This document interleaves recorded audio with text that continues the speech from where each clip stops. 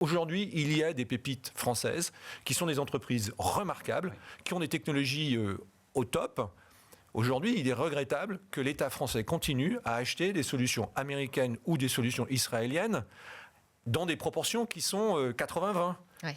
Ce serait 40-60 déjà, ça change radicalement l'économie. Et je pense en plus que ça permettrait de dynamiser la R&D, ça permettrait de dynamiser, de créer du business, donc d'exiger aussi d'être bon.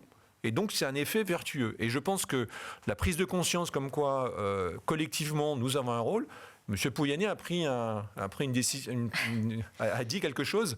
Maintenant, il faut agir. De Lille, au Forum Cyber, de Lille, en disant finalement, je suis un peu désemparé. Moi, j'ai pas tellement d'autres choix que. Oui, mais ça, c'est faux.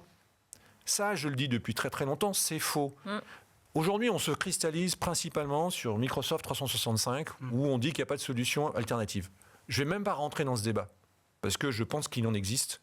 Est-ce qu'on utilise aujourd'hui toutes les fonctions de 365 qui sont soi-disant mises en avant? Non. Donc on pourrait certainement avoir des solutions aujourd'hui qui fonctionnent et qui seraient capables de le faire. Sur plein d'autres domaines, dans la santé, dans la GED, dans le domaine de la cyber, dans le domaine du cloud infrastructure, dans le domaine aujourd'hui d'un certain nombre de logiciels, la France, l'Europe ont des solutions qui sont tout aussi bonnes.